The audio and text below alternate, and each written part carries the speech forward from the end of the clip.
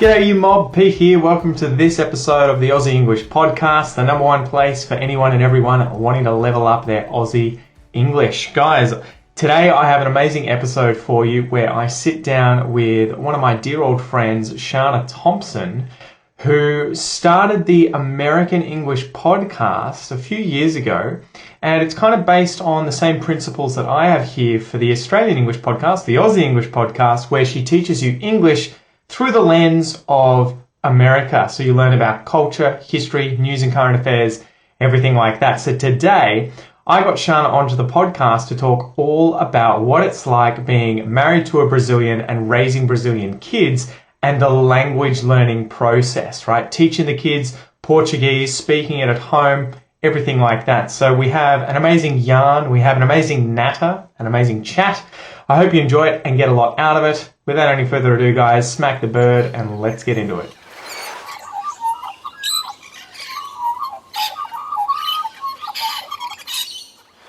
G'day you mob, welcome to this episode of Aussie English. I have Shana here from the American English podcast. Shana, welcome to the podcast. How are you going? Great. How are you doing? I'm good. Man, tell us a little bit about the American English podcast and, you know, what you do, where people can find more about you before we get into today's content. Yeah. So the American English podcast is very similar to the Australian English. It's the Aussie English podcast. And at the same time, not at all, because it's not about Australia. So we do American culture, American English. I talk a lot about very fun things that I find interesting in the United States and about history and culture. And yeah, the podcast can be found on any podcast application, Spotify, Apple Podcasts, wherever.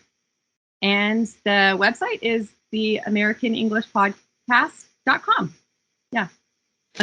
We just did an episode about... Sorry. AmericanEnglishPodcast.com. American English, no the. Yes. Although I have that too. So we just did an episode on dream houses, which was really good fun, and that's going to be out on your podcast. And I got her on here as well. I got Shana on here because I'm like, you know, we need to do a tit for tat episode. We're going to do one for one. Today I thought it'd be really cool. Shana is kind of in the same predicament as I am when it comes to life in general. There are so many overlaps here, right? So we're both married to a Brazilian. We both have two children to a Brazilian, obviously. The children are about the same age. I think you've got 2.5 and 1. I've got 2.5 and almost 7 months. So we thought, or I thought it'd be really cool to sort of talk about what it's been like in terms of, you know, marrying a Brazilian, cultural differences, and then having children with them and raising them with multiple languages at home. And both Shana and I speak Portuguese. So we're also constantly battling with trying to maintain / improve our language skills in and around the home in a relationship and with kids. And it's definitely easier said than done, right? So do you want to start by telling us the story of how you met your husband, Lucas? Oh my gosh, sure. Yeah, so years back before I gave birth to my daughter, Julia, so about 2.5 years ago, I was an English teacher online. So I taught regularly a lot of English classes over Skype and, you know, at a distance. And Lucas was one of my students, actually. So I met him in 2015. He took some classes with me and we sort of hit it off. I always tell people that people that are looking for a partner, the best way to do that is by taking language classes, because you get it's a low pressure environment. You get to have conversation about a variety of different topics, and you know, you hear about things that you would never hear in a regular conversation, like hearing about someone's life regrets, you know, to practice hypotheticals. You get to hear about like we just talked about, like dream houses. Like I don't normally walk up to someone in a bar and say like, "Ooh, what's your dream house?" Like how creepy would that be, right? So we had a few really great conversations over Skype. He's a musician, and so he was kind enough to serenade me with his guitar over Skype, which was kind of funny. Was that his plan or was that your plan? No, I maybe think a combination. But he ended up meeting up with me. I was doing the events for the Polyglot conference in New York City, and I was going to be there. And I said, you're in Brazil. New York City is not that far away. It's not that far away. Like, as in, like, he could go straight from Sao Paulo, the city he was in, and fly straight to New York City, and we would be in the same place. And so he Unlike looked coming to Australia. Yeah. yes, kind of far. But he ended up buying tickets, and we met up for the first time in New York City. And since then, it's been, yeah, everything went pretty fast. I'm sure with Kel, it was very similar, where you meet, and then the next thing you know, you're trying to figure out how can we live in the same location. And then you figure out, like, okay, we can live in the same location. Okay, like, you get engaged really fast, you get married really fast, and the next thing you know, you're pregnant. Whoops. Well, it's funny because it's almost exactly the same as what happened with me. Obviously, Kel was in Australia, but it was probably a similar kind of distance away. She was in Townsville, which is about as far north as you can go from where I am. I think it's what, 2,000, maybe 2,500 kilometers. And so, yeah, it was good in that we got to know one another for a very long time online by just having conversations, by talking to one another. And then when you actually finally meet, you already know, that's just the icing on the cake, right? It's the last thing. The last thing to check off is, are we compatible physically and, everything else together when we're actually there? Because emotionally and everything, that's kind of all been shown. So yeah, it is, and it is really funny how much more of a sort of safe environment it is compared to something like dating online or Tinder or something, where the expectation's already there that you're there for romantic reasons. Whereas if you're just doing language classes, you can sort of get to know the person as a friend first, and then if anything else happens, it happens. So Right. So how can you just remind me, how did you and Kel meet? she commented on one of my YouTube videos and just said, "Oh, I really like what you're doing." I'll have to dredge the comment up somewhere one day and see, because I can't remember it verbatim, word for word. But I think she just said, "I like what you're doing, and I'm learning English, and it's been a big help. I'm from Brazil." And I think it was right at the point where I had started to learn Portuguese. So I was like, "Oh, if you want to do a sort of tit for tat, you speak English with me, I speak Portuguese with you, let me know." And it was kind of one of those things looking back where I'm like, I was single and I saw this attractive young lady and I was like, you know what, I'll take a chance, see, anything could happen, get to know her, and just hit it off instantly. I think like Yeah. you probably did with Lucas, where the moment we kind of had a private conversation together on, it would have been Instagram or Facebook, I was like, man, she just really clicks with me, just seems to get it, same sense of humor and everything. And I was like, when are you coming to Melbourne? And was it weird the first time you met? Because for me with Lucas, I was concerned with meeting someone online. You don't know on Skype how Yes. tall somebody Yes. is.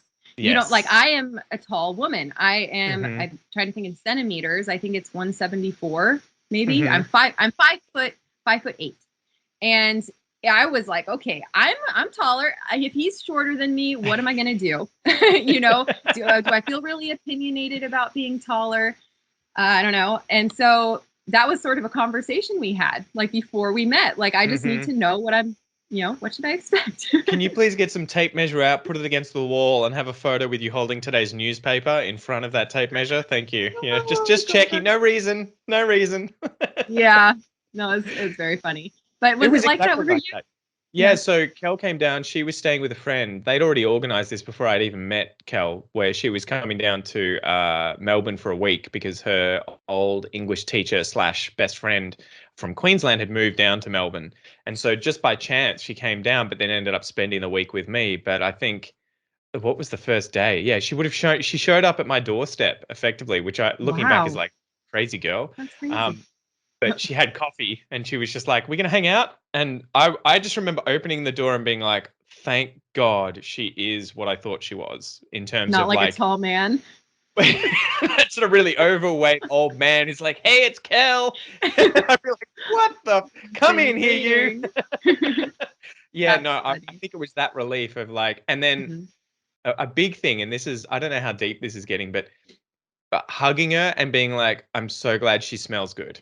You know, being that kind of like like the worst thing I could imagine at that point was like I hit it off, everything's amazing, I'm physically attracted to her, but then I hug her and I'm like, I can't stand this person's smell.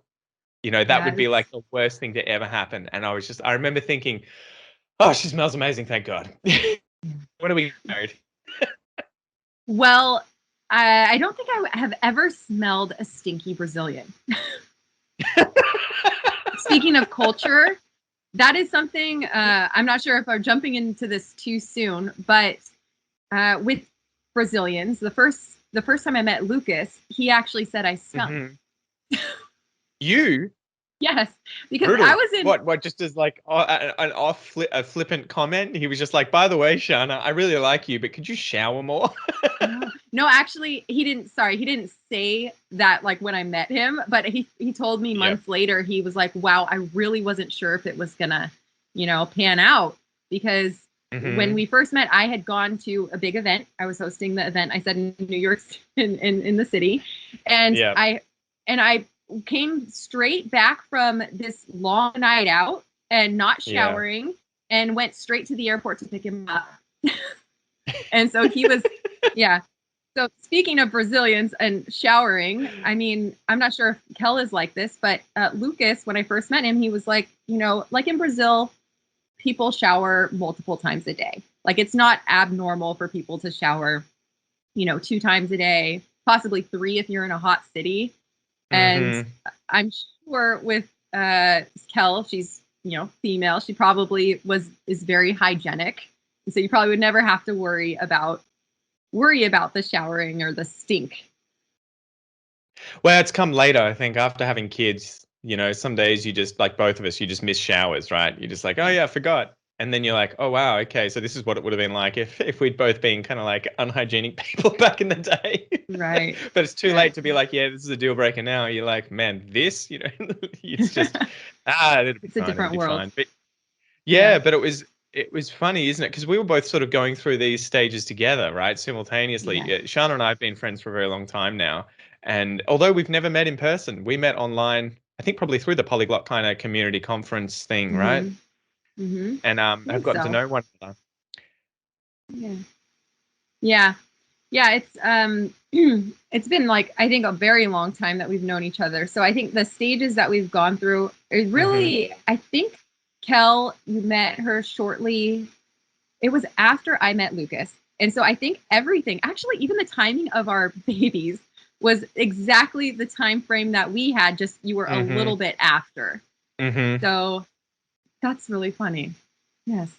Yeah. But now both of us with two little crazy kids, it's a different stage. Not necessarily that, younger. I have time to practice languages. I have time to do what I want to do. Like it's a lot of, tending to others' needs. So at least Well, we're it doing was this funny together. too because I think we were learning Portuguese at about the same time together as well. Because you were, I think, at the time when I met you, living in Germany, right? And you spoke incredible German. And I was learning French, and I believe Hmm. that was one of the connections because I was doing Hmm. a language challenge that was a 90-day thing where I had to practice as much French as possible, and it just so happened I couldn't really find French people to practice with, so I had Pete and another Hmm. Australian randomly that I used for French practice. And so Pete managed to get it to a very high level in French. And so it was kind of, I felt like when we did meet up, it was a little bit funky because my level was so much lower.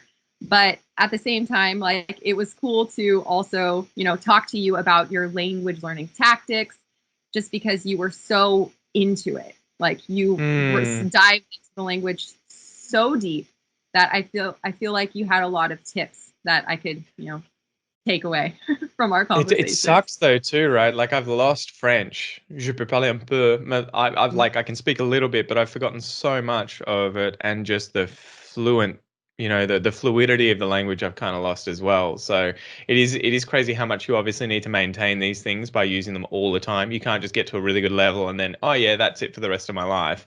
It's this constant thing, and English would probably go out the window if I stopped speaking it tomorrow. for years. How have you found that with your German? Because I remember you'd been there for quite a few years, hadn't you? And it had gotten to a very high level. Have you been able to maintain the German you had when in Germany, or has that been quite a difficult kind of process? I think it's always going to be a challenge with whatever language, and I think with whatever level you're at, it's still going to be an issue.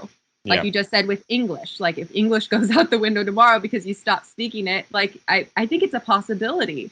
With German, for me, I mean, I got to the point where I thought, okay, my level's very high. I can have conversations about anything. But then I find myself now, okay, it's been a few years since I was regularly exposed, and I'll listen to something or read something and I go, oh my gosh, I would have never used this vocabulary in regular conversation. If I was in that moment, I would have forgotten the certain appliances in the kitchen. I wouldn't have been able to describe odd things that, comes with that extra advanced level in a language. Those things I think go first if they're not as regular. So it's been a challenge. Well, you don't realize how much you have to be receiving, how much information you need to be receiving all the time for those words and that the vocab, the expressions to stay on the surface and be kind of like accessible when you want to speak. I found that with Portuguese, quite often I'll study certain vocab and then I'll forget it within weeks or months because I haven't been either reading or talking about those things, So it is really interesting how much you need to just be exposing yourself to as much content as possible all the time, even if you're not speaking, just so that it's effectively on the tip of your tongue, that you can pick those words and expressions out and use them, right?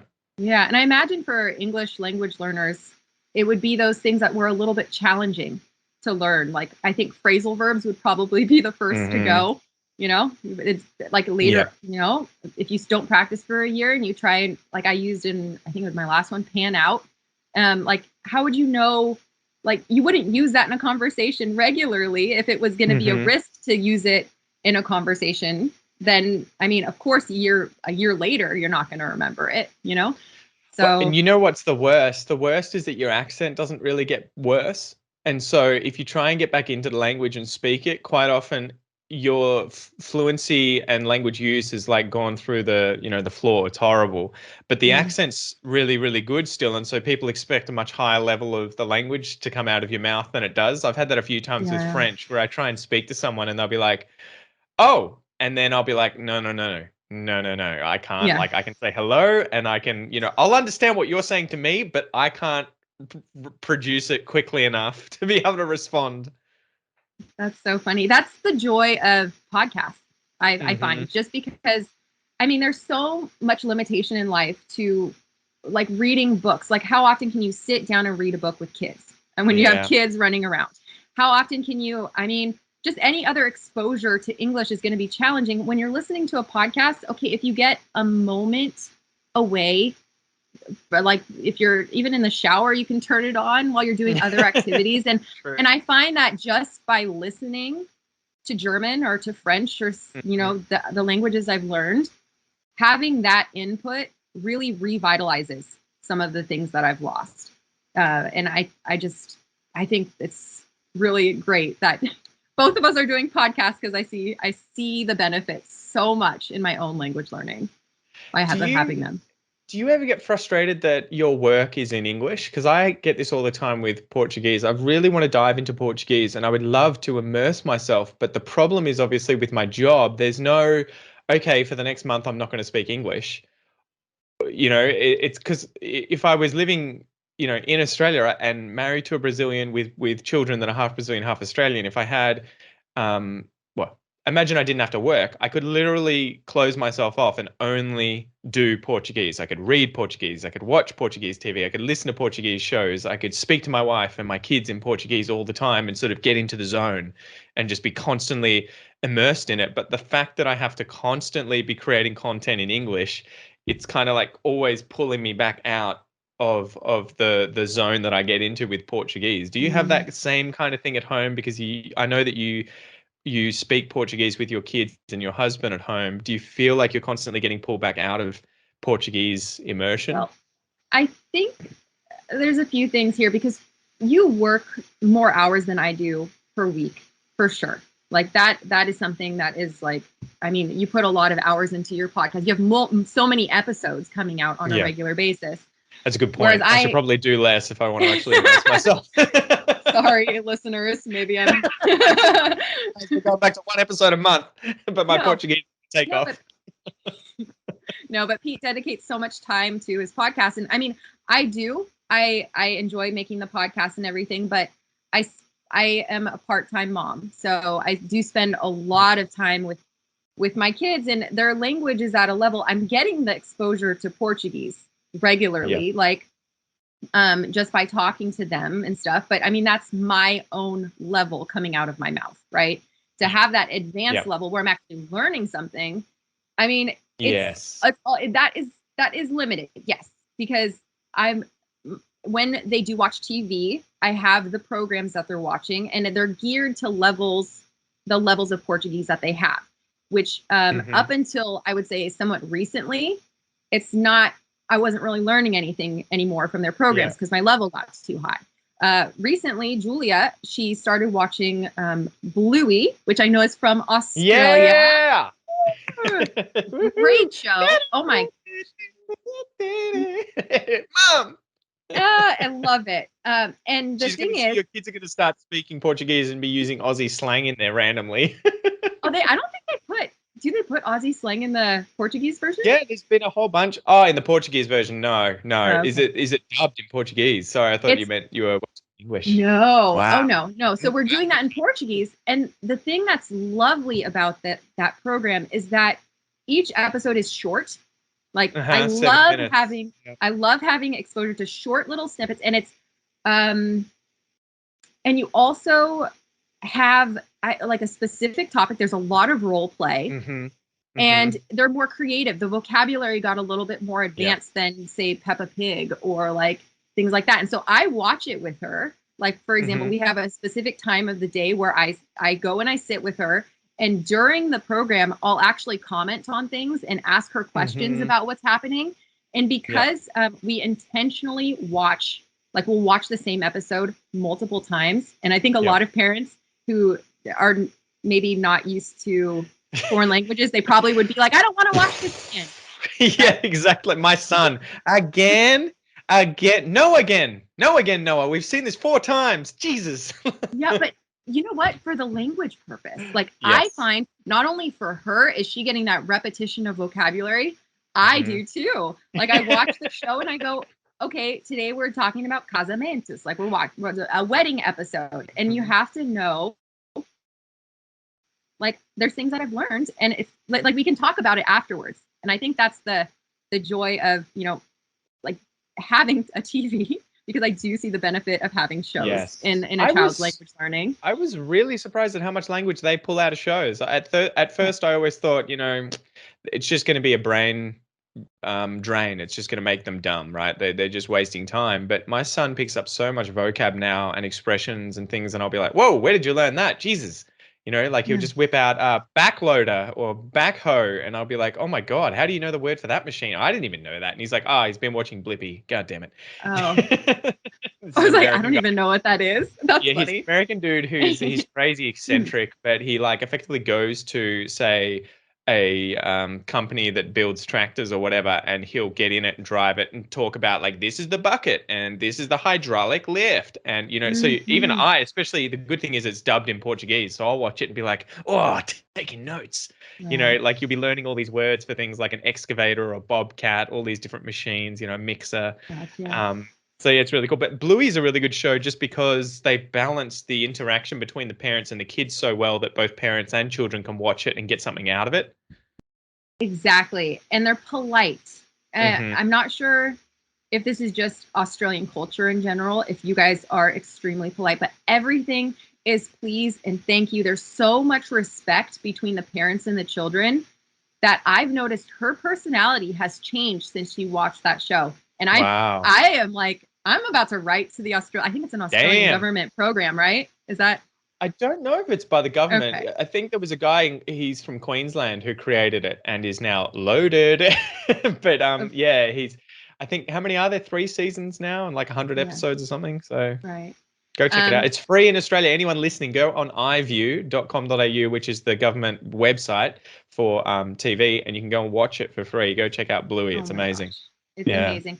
Another thing about that, really quick for language learners out there that are not just learning English, if you get Disney Plus, and I'm not a sponsored by Disney Plus or anything, but they have so many language options on there with overdubbing, and I find that being in the United States, I can access a lot of content that is not elsewhere in Portuguese. And so Brazilian Portuguese, they have a bunch of different other languages on there as well. So it's not just like subtitles or anything like a Netflix. I feel limited at times with language options, but they really put some effort in to making sure that people around the world can watch their content. How do you access Bluey in Portuguese, if I can ask? Disney Plus. Okay, wow, I'll have to check that out because that'd be amazing. That'd be two birds, one stone, right? If I could watch Bluey in Portuguese, although I think I would lose quite a bit of the Australianism. Probably, but they still have their churrascos. Like you guys have the Barbie. Barbies. Yeah, exactly. That'd be funny so, though to see how they translate some of these things because they'll have episodes about the loo, right, or the dunny, which is the toilet, the bathroom, and it'd be interesting to see how they translate that into Portuguese. Yeah, I mean, actually, that could be really good because if there are a lot of episodes that maybe you'll see the Australian aspects of the Australian culture, which he would actually use the vocabulary from that in real life because he lives in Australia. I mean, it seems very appropriate.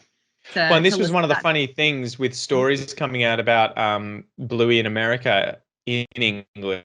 A lot of the kids are using slang terms from the show in America, so they'll call the toilet the dunny. And I'm like, we're finally getting you guys back. We're exporting our language and invading the US because for so long we've just been receiving all the US vocab and everything. Oh, I like that. I don't mind adding some new. I watch the British baking show and I feel like I'm using a lot of British terms now. Like I found myself saying chuffed recently. Oh, really? And I'm like, oh, chuffed. Like I've never said this in my life. And I think back to the positive moments of learning during my British shows. So yeah, I definitely can see how Australian English coming here would be a good thing. We can add to our vocabulary. It just mixes around, right? It'll be interesting. I wish I could live for another few hundred years to see how English is going to evolve globally because you're going to have so much more interconnectedness from everywhere. But how's it been? Obviously, you were learning Portuguese, I think, prior to meeting Lucas, your husband, or was it after the fact? No, I was learning Spanish. That's right, you were in Colombia. I was in Colombia, and then that got to a point, my Spanish got up to an intermediate, I would say lower intermediate Spanish.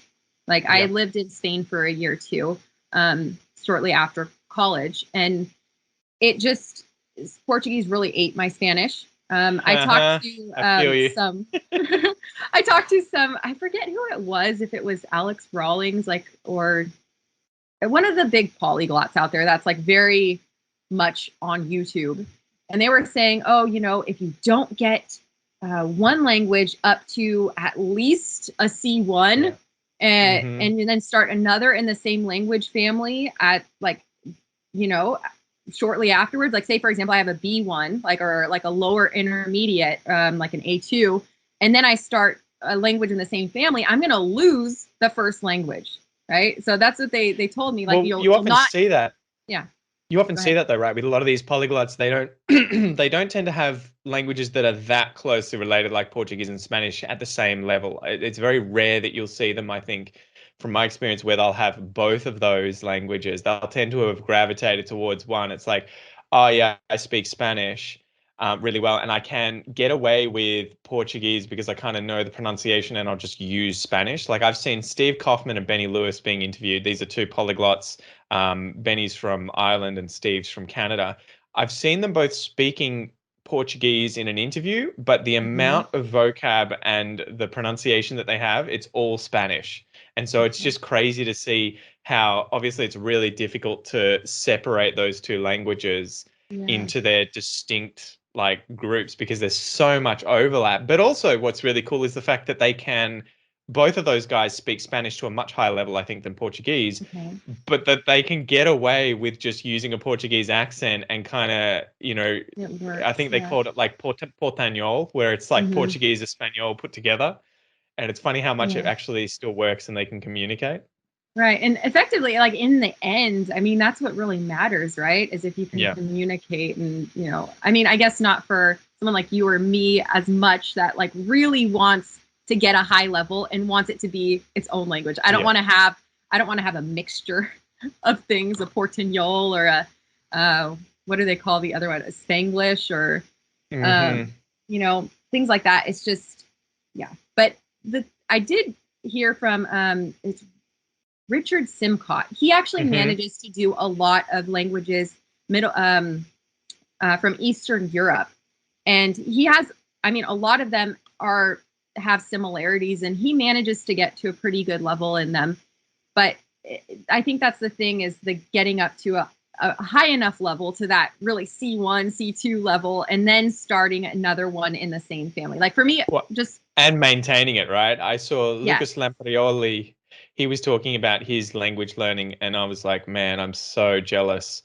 But he's not married. He doesn't have kids, and he was that's saying, I think he yes. speaks probably maybe 6 to 8 languages at like a C1 or above level. He's Right. Italian. He speaks English really well. I think he lives in France. He's got housemates from places like, Mhm. Greece and Russia and Poland. Yeah. But the amount of work he has to put in to be able to maintain these languages, he's like, so I wake up, the first 3 hours of my day, I'll be studying my weak languages 1 hour each. Then after that, I'll go and do lessons in, Right. I'll teach in all these other languages. And then I have housemates. I make sure that all my housemates, each one is from a different country that I can then speak to in that Yeah. language. And I was just like, Wow. good God, That's the amount, insane. the amount of organization that you have to be able Well, to manage this and to be able to keep it that's consistent is just insane. that's a big conversation and at the polyglot conferences, at the gatherings. They always talk about how do you manage, how do you Yeah. maintain what you Yeah. already have? Because with polyglots, I mean, they have so many languages that they're trying to keep at the same time, and you have to like compartmentalize your life into okay, work. I'm gonna do if I'm working as a phone operator and talking to people every day, I want that to be in German. And then if I'm, Hmm. if I need a roommate, it totally makes sense. And I think that it's organization. It's not realistic, I think, for probably 99% of people. Like you said, Yeah. if you have a significant other, that's going to be challenging. If you have kids, more challenging. Like there are so many other things that make that not possible. But I mean, that's his life. So Yeah. I think it's Well, hard the to, other issue is yeah. how much you can actually get into one language because the more you pick up, the more you've kind of got yourself spread thin, right? So you have to Mhm. decide. And that's why I often talk with my audience about not really idolizing polyglots most of the time because they're Westerners who already speak English.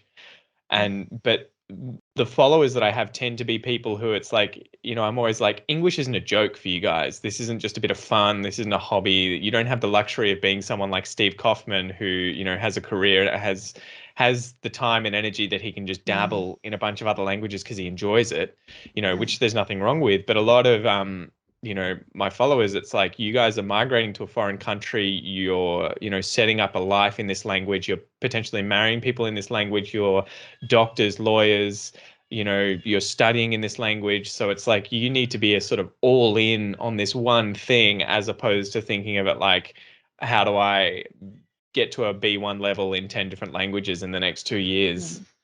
Yeah, and I think people need to give themselves some credit too. Like learning one foreign language is a that's phenomenal. I mean, if you can get up to a conversational level and use, like you said, slang with Yeah. a native speaker to connect, to have that intimacy. I mean, what else? What more do you want, right? Like, I mean, Yeah. if you can, because at the end of the day, what you want to do, I mean, you want to do something that you love, like your work and everything, but you also want to have people, connection, friends. You want to have a life, and there's so. I think about that sometimes, like I'm driving or doing some mundane activity, just how important it is to really get good at English, for example, Hmm. like for someone that's moving to a country. it changes everything.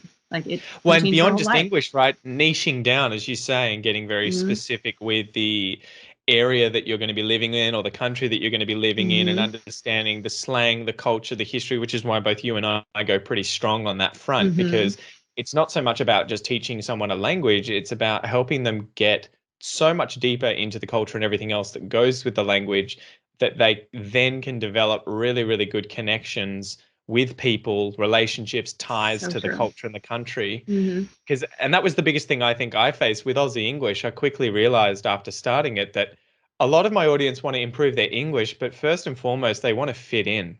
And a lot of Yeah. them are migrants to Australia, and they want to Mhm. understand not just the literal, what is someone saying to me and how do I communicate Right. with them, but they want to understand how they think, where they're coming from, the deeper cultural aspects and pop culture and history and everything like Yeah. that. And so it's so much more important to learn about those Hmm. things than just how do I say XYZ to communicate. Exactly.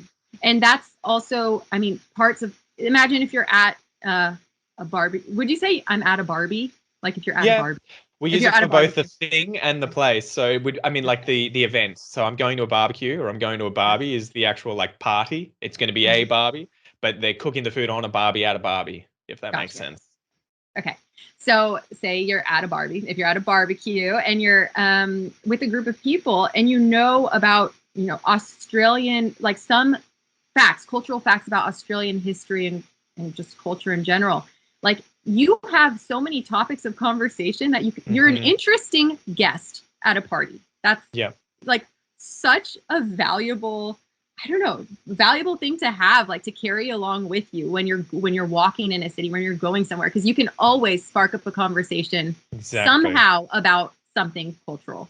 Well, So and I I love think that. most of my listeners may not realize, I think a lot of them Mhm. will, but many may not, that all the content that I'm throwing at them constantly is about so many different topics. And there's Mhm. probably that one side that's like, Jesus, Pete, this is so like shotgun approach. It's just all over the place.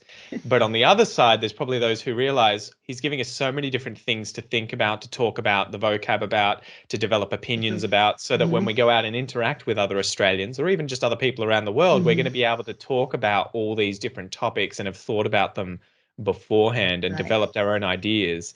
Because that would be the thing. If I Exactly. was going to Brazil, and adapting to life there, getting a job there, yeah, I'd want to be able to speak Portuguese, but a big part of it would be I want to be able to have opinions on the government, on current events, on historical events, on I want to be able to use slang and expressions that other people use so that when I use them, I'm subconsciously showing them that I give a shit about their country and their culture and that I'm Yeah. trying to connect with them and that they're going to get that. Like if you were to Mhm. come to Australia and say, "Oh, I'm going to a Barbie," even in an American accent, I'd be like instantly and potentially subconsciously, "Oh, she gets it. She's an American, but she gets what Trying. that is. She's taken Mm. the time to understand that and is fitting into our culture a little more." Right. So it means something when you take that kind Right. of dive and try and learn and pick up these things, right? Have you found that with Portuguese in and around the house, or when you've gone to Brazil, the numerous times that you've been there and gotten to know Lucas's friends and family, have you made an effort to kind of pick up the slang and expressions they use so that you can be like, "Oh, I fit in a little bit more"? And what have their reactions been if you have? That's interesting. I'm trying to think of specific words now.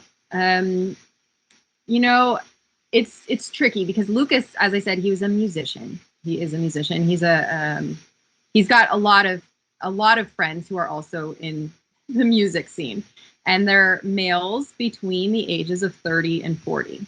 And so Hmm. I think there's a lot of terminology that they use Yeah. with like that would not be acceptable for me to use. And there's been many moments where I actually say, certain things like vishu. Like I would never like Yeah. manu. Like I Yeah. I I know them and I hear them and I choose to not use them.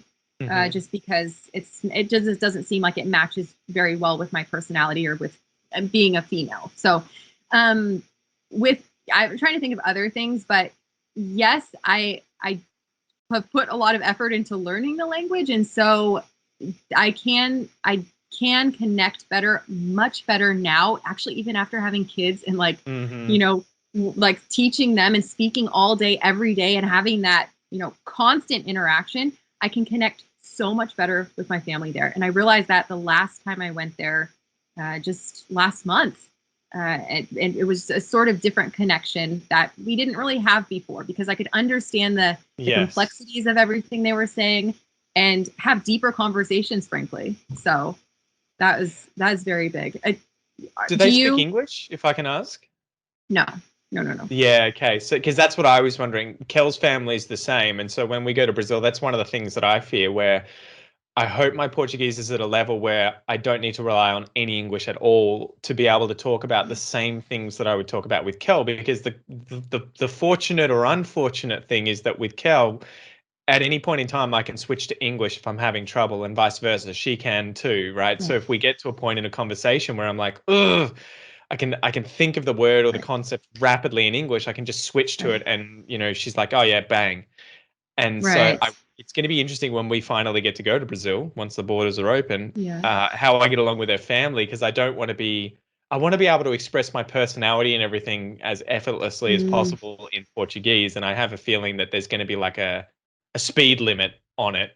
At least in the beginning, where I'll be like, I can't get my ideas out, witty ideas and everything out quick enough. I'll be like 10 minutes later, hey, Kel's dad, I just thought, I just realized how to say it. And he'll be like, I've moved on, dude. But you know what? I think that's inevitable. Like, exactly. it's going to happen. And I think it's okay. Like you're human. You can't learn everything. You're never going to be prepared for every situation. You can only be as prepared, like, as you can. And you're listening to stuff. You're doing what you can being in Australia and not, and working with English. You know what I mean? So I think I just reminded me of a situation last time I was there, if I can tell a little story, because go. So there was a situation, and I mean, I feel like my Portuguese is at a good level now. But there are those moments, like you said, where you're like delayed, or you're maybe not as appropriate as you should be, because you don't know how you come across. You don't get the nuances of, do I use this word or this verb in this exact situation? And you're like, ooh, that was a bit abrupt. Yeah. Or like your intonation, like for example, and this sounds like so horrible. Like I was at Lucas's family's house, and his cousin is a dentist, right? He's a dentist. And I'm constantly making jokes in English, like, oh, you get a lot of people with bad teeth and like things like that. And so I said something along those lines in Portuguese. And Lucas was like, Shana, do you realize you're in a country, like it's a simple city that they live in. It's not very, there's not as much wealth there. There's certain things that are, it was inappropriate for me to comment on the teeth, because he could be thinking, oh, she's commenting on not only on like my city, and maybe the people don't have good hygiene. She's doing a lot of different things, like criticizing my culture, where I'm from, or my job and stuff. Whereas like for me, I'm just trying to make a joke in Portuguese, and it totally did not come across that way. And Lucas said, Johnny, you gotta be really careful. But the thing is also, sorry to keep going, but like, Jesus, Shana, what did you say about his mom? I was just asking about teeth. But no, it's another thing. Like if you think about it too much, it's even worse. Because later on, we were with Lucas's other group of friends, and I start speaking, and I'm like, okay, I don't really know which direction I'm going right now. Started a conversation with one of his friends, and he was like, waiting for me to finish. And then I started thinking, somehow the way that I started this thought process, it's going to be offensive somehow. Like, I don't know how to make this not offensive. And then so I sat there and I was like, oh, my Portuguese. Oh, how bad. Like, I just can't remember the words. And you resort to those sorts of things. But it was because I was also overthinking it. I probably could have just said it, and he probably wouldn't even have had a second thought. But I think you need to give people the ability to get offended first and foremost as their first reaction, and then give them the benefit of the doubt to realize, right? Because that happens all the time. I get people saying, am I allowed to use this slang in this situation? And I'm like, just do it. You're a foreigner. First and foremost, people are going to realize that you're not there trying to intentionally offend someone if you call them a Sheila. Yes. Even though if I were to do that, people would be like, get the fuck out of here, man. Like you call me a Sheila, I don't because even know what that is. it's a woman effectively, but it's like a Okay. very it's like bloke and Sheila, but Sheila is for some reason it'd be like me coming up to you and saying, what's up, woman? You're Oh, like, okay. whoa, Jesus, like, Yeah. whoa, that like it almost has this kind of like sexual, it's not sexual, sexist bent to it. So Okay. you're I kind of like see. looking down on her because she's a Right. Sheila. It's a very common word in Australia. Very blokey blokes from like rural and regional areas will use it, and but you can't kind of get away as a say a city slicker kind of guy like me just calling someone a Sheila. They'd be I like, see. "Go fuck yourself, Pete." Right. But I'm Yeah. always telling my listeners and everything that they're gonna get that you're trying to use Australian slang. If someone intentionally decides they're gonna get offended and have a go at you, it's like they're just assholes. That they're Yeah. not giving you the benefit of the doubt, where they Right. should understand that you're not trying to be offensive, you're not trying to be a horrible person. So it is one of those interesting things. You just have to embrace those moments and the discomfort and get used to Mm-hmm. you have to practice those things. Kids have to practice those things, right? Like before they Mm-hmm. learn to swear, they don't know when and how they're allowed to swear. They will use the wrong word at the wrong time, and you have to pull them up and say, "Yeah, you can't call, grandma a bitch. You Yeah. can't do that. It's not okay. Did that You can't happen? call her. No, no, no. But I'm just as an example. It's like, is this bitch gonna give me some Oh, pickies? no. I'm imagining Noah calling your mom a bitch. Oh, who knows? No, It may happen one no, day. You never man. know. Maybe. Yeah. No, But but it is interesting. You have to embrace those things. And I think this ties in, sorry to interrupt, but yeah, it no, go ties ahead. in with confidence. If you can get out of your own head and kind of just embrace those moments and be like, look, uncomfortable stuff's going to happen, situations and miscommunications are going to arise. But instead of assuming people are always going to think the worst and get angry at me, I'm going to assume that they're going to be able to understand that that's not my intention. I'm trying to have a Right. conversation that's, if I'm not intentionally trying to offend someone, hopefully they can work that out when I'm Yeah. talking to them. Yeah. Yeah, it's true. It's the overthinking is the devil in language Hmm. learning. It's the worst. Actually, in just regular life in general, when you're in a conversation with a group, if you're overthinking what people are saying and stuff, you when you read into things, I mean, you Yes. start to like people less. You become a less enjoyable person. You're not really connecting with people the way you should be. So, Well, I've found that I'm uh, almost always wrong too. So I'll be there and I'll be like, that bastard, he said this. And I'm like, I bet he hates me. I bet he thinks I'm an idiot. And then you'll dig into it, and be like, talk to your friend and be like, did he think this? Is this what he meant in this situation? And they'll be like, oh, no, you just meant this thing. And you'd be like, why did I just assume the worst? I always assume the worst, yeah. so yeah, try and give yourself a break and give other people a break as well, right? Yeah, totally. Totally. So that's gotta always gotta remind yourself. Yep. So how's it been raising your kids in a bilingual family where you, by the sounds of it, are speaking Portuguese most of the time at home? But obviously they're living in America. Their relatives nearby are Americans who speak English. TV's English. So I think you said your daughter Julie is going to creche daycare now. Hmm. Um, so how has that been navigating bilingualism with your kids? So it's funny. I didn't learn anything about teaching kids two languages before starting. All I knew is that in my community where I live in California, there are a lot of Mexicans who are raised bilingual. And I thought, Hmm. if this is so normal, like it can't be that difficult. My husband's Brazilian. Like Hmm. we'll just speak to them. We'll speak to both girls in Portuguese. And so we will not speak English to them at all from the very, very beginning. And so that's kind of how we started. It was just like communicating like that. We even books that are written in English will describe everything in Portuguese. Hmm. And Do you over avoid time, reading the books in English? I don't we don't have any English with them. Like Okay, so their if the book's communication in with us. English, you'll describe it in Portuguese, but you won't actually read the Exactly. book. I will not never read. Yeah. And honestly, I am thrilled with the way that Julia speaks Portuguese. Like Hmm. cannot, I couldn't have asked for a better level for her, especially at her age. Her vocabulary is great, and her English is it's actually behind Portuguese because I started comparing today. She uses at 2.5. She uses all past tense really well. She Hmm. uses She conjugates everything correctly. Sometimes when she doesn't conjugate correctly, but mostly all the conjugation is right. She doesn't mix the languages. And I think actually it's because we had her the majority of the time. We are very fortunate to have spent so much time with her during the first 2 years. She didn't start daycare until recently, and her language level was already established. Like very much so like when she sees us, it's Portuguese. There's no English at all. And so that's I think crazy because it's sort of been the opposite for us where both are mixed in now. And I think it happened pretty quickly because Noah understands everything in Portuguese, but he'll quite often speak to Kel and I in a mix. And then with other people who speak English. And I think a big part of it is that we sent him to daycare from about a year and a half onwards. So he's been there for about a year now.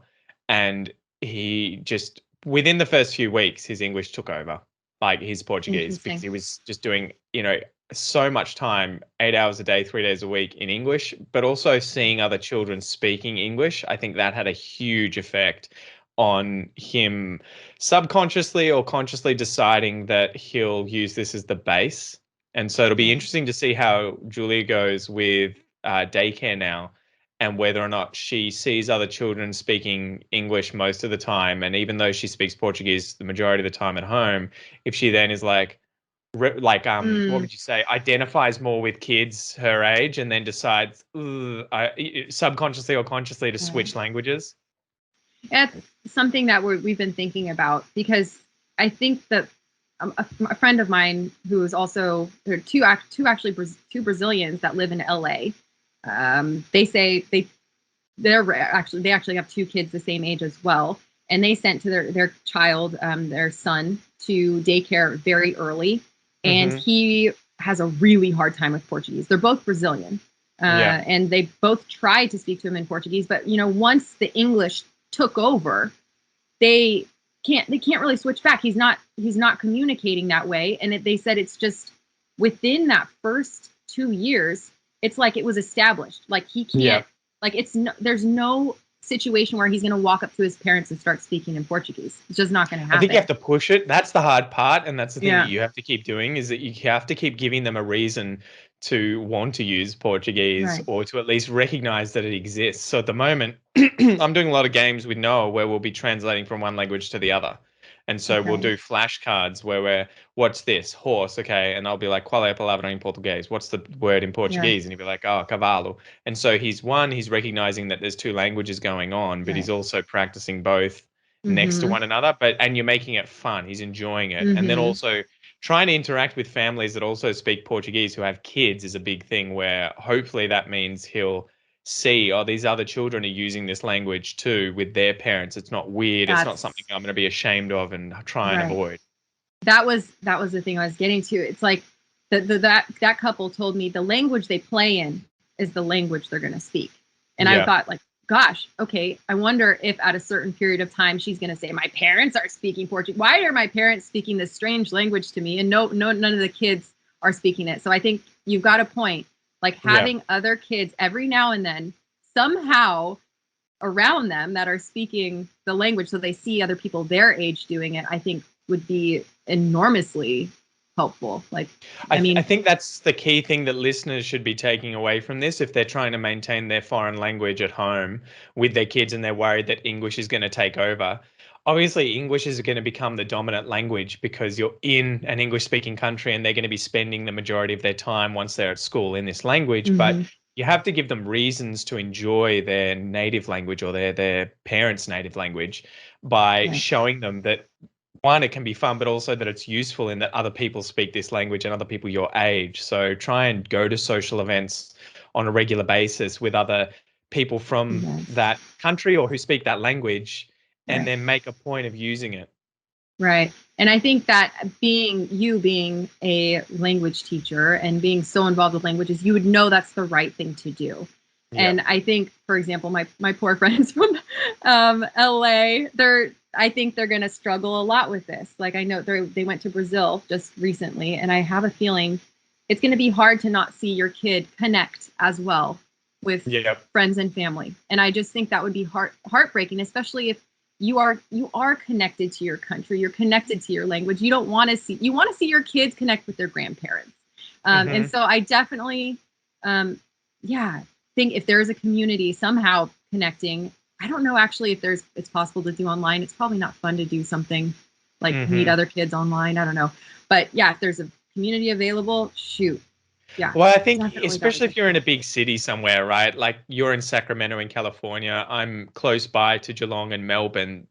Mm, Whatever language you speak, there's almost certainly diaspora here or a group of mm, people. I think, like there are groups that I know of Persian speakers, Iranians who catch up in Melbourne. There's dozens of them. mm-hmm, There's mm-hmm. loads and loads, and I would never have thought there's a whole Persian community that get together to practice Persian and to get their kids to hang Mm-hmm. out and everything. And they're like, well, we just made it happen, right? So Yes. and if you look up and find that there is nothing there, be the first family to organize something, right? If these Brazilian friends of yours in Sacramento, it's kind of like start a Facebook group or just get online and find a way of creating a meetup thing where even if it's just once Mm-hmm. a month for a weekend day that you create Mm-hmm. a picnic in a park somewhere and that anyone who wants to come and either speaks Portuguese or is learning Portuguese and has a family can come and just hang out.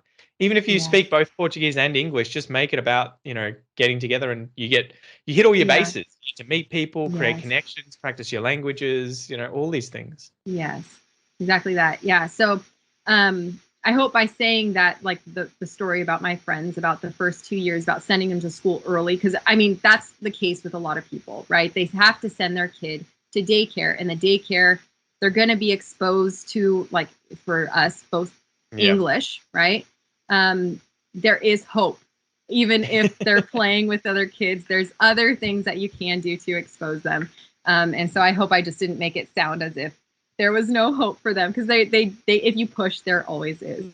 There's always Well, a way to and I make it think work. that's the thing too, right? It requires Mm, work. So it's not going to take care of exactly. itself. You Right. unfortunately or fortunately, you got to take the next steps to kind of give them activities in these languages and Yes. interact with them and watch TV shows in these languages and read Exactly. books in these languages and Yes. give them a reason to make it enjoyable and fun and they will search for it and try and, then you just need to encourage it. Yeah. Um, there's also another thing for parents out there that or people that are planning on having kids. I think it's really cool. Like both Pete and I are not native Portuguese speakers. This is a foreign language for us.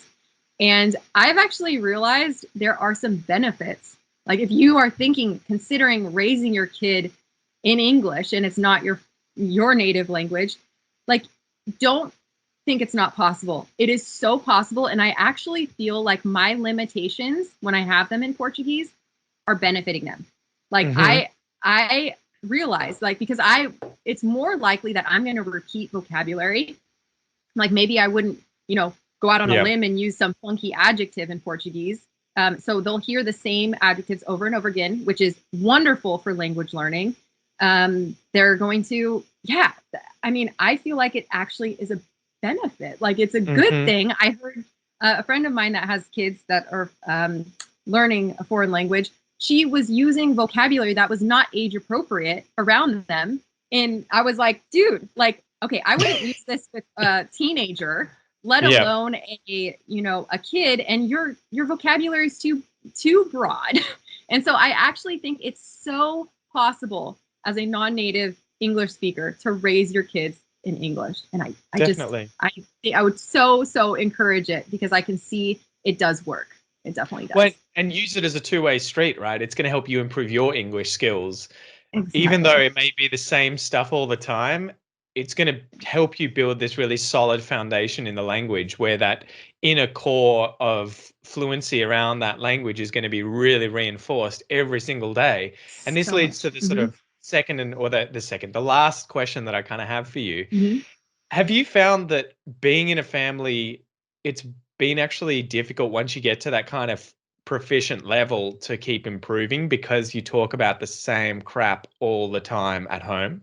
Because I find that it's always sorry, I've got a bit of a dry throat at the moment. It's always the same kind of conversations you realize that you end up having day after day after day with the kids, with your wife, with your husband, and so it's been difficult for me. I've had to go above and beyond to try and keep improving my Portuguese in terms of vocab and expression usage and everything like that, because it ends up being the same thing. But by the same token, I realize how strong my base now is in Portuguese, where I am really, really good at using the sort of, most common 5,000 words and verbs and everything like that, because it's just every single day, it's the same stuff. It's the same stuff. So there's kind of a good and a bad. Have you noticed that as well? And how have you kind of tried to keep improving your Portuguese? Yes, most definitely. And I have to say, I see the upside of it with when I watch something in Portuguese or when I have some exposure. I really, every new vocabulary word, I really understand from context. Like just based on what's happening, I can pretty much figure out what is being said, which is, I think, the coolest thing when you get that very strong core down, that intermediate core, like upper intermediate core, like you really start to understand a lot more.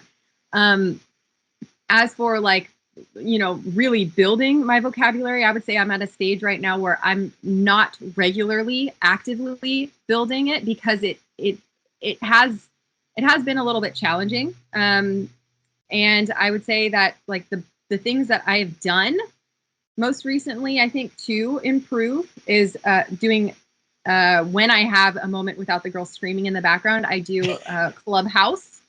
I use the Clubhouse app. Very cool. Which I know there are rooms to practice English in there as well.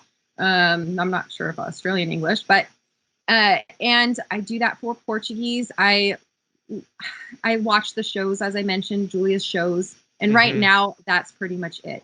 What I think would be ideal in an ideal world to be a very good language learner, I would probably take the topics I talk about on the podcast and try and describe them to Lucas in Portuguese. I think because the information becomes so firm after researching it so much, I think like retelling those stories, it would be unique. It would be interesting. Like it would be something that would be a challenge for sure. And I think also, people that are listening to your podcast, if they were to practice English, say if they have a significant other, to sit down, or just even a friend, and retell the stories that you're telling, because you have so many cool, interesting facts about the country and culture. Like if they retell it, it's going to reuse maybe some of the same vocabulary you used that's maybe not in their regular, like usage tank. And they'd also, get to practice like different things. So in my ideal world, that's what I would be doing. I would be, doing that on a regular basis. So no, I wouldn't say that I am doing something. I'm not as proactive at the moment as I would like to be, but definitely in the future, there's, like probably when I want to, because the desire also has to be there. Right now, I'm not feeling very interested in adding much more, but yes, I will. Sure. Brilliant. What about you? But it's the same thing. I've tried to incorporate a lot of study recently. I was reading some of Game of Thrones, and then I was listening to a podcast that would discuss each of the chapters in the book for Game of Thrones, which was really good, because it was kind of like you absorb the chapter and then you get to hear two people having an informal conversation about that chapter and everything, that they recap the events and everything. So it was kind of a really cool way of reinforcing what I just learnt. But again, it's just the time management thing and getting into a rhythm and a routine, especially with two kids, being in lockdowns where we can't use daycare, we can't see people, my parents can't help out with the kids. It's just been a nightmare trying to juggle those things. So I've just had to get to that point of being like, just sail through, try and get through all of this. And then later, there's always later. You can always, sort out a better routine in the future once the young children have kind of grown up a bit. That is the key. Sorting out a routine where it's right to do your language study. I think having that routine is so key. Oh man. And making it enjoyable so that it's something you look forward to. It doesn't feel like work. So if it is, Game of Thrones was why I picked it. And a lot of people will be like, ugh, why on earth would you read that? And it's one of those things where I just enjoy it. And so I was like, well, I might as well just follow this, because ultimately what matters is not the content that you're specifically consuming. what matters is that it's at a challenging level, but also that you're enjoying it and wanting to go and do it on a regular basis, Right. so that there's as little resistance between you and the work and the exposure to the language as Yes. possible. So if that means, watching vampire movies or listening to a book about physics or engineering, go do Yeah. it. But just keep getting that, access to the language. So true. So true. Yeah, I like Game of Thrones too. So I know. we have that Pretty in good. common. Man, Very so nice. Shana, thank you so much for coming on the podcast today. I've kept you for about an hour. So where can people find out more about you and what you do with the American English podcast? Yeah, you can go to AmericanEnglishPodcast.com or just check out the podcast. Yeah, it's on all podcast applications. So Spotify is where most of my listeners go to. But yeah, any of them will do. So hope you guys tune in as well. It's fun. I like doing similar work to Pete. We have a lot of fun with the language and culture. So Exactly. yeah. Mate, well, thank you so much for coming on, and I hopefully get you back on in the future. Thank you. Of course, I would always love to. And I would always love to have you back on my podcast also, if anyone wants to listen to that one. We talked about housing, and you got to hear a lot about housing in Australia. So And my dream house. And his dream house, which is definitely worth hearing about. Exactly. Go check that episode out, guys. Anyway, thanks, Shana. See you next time. Thank you. Bye.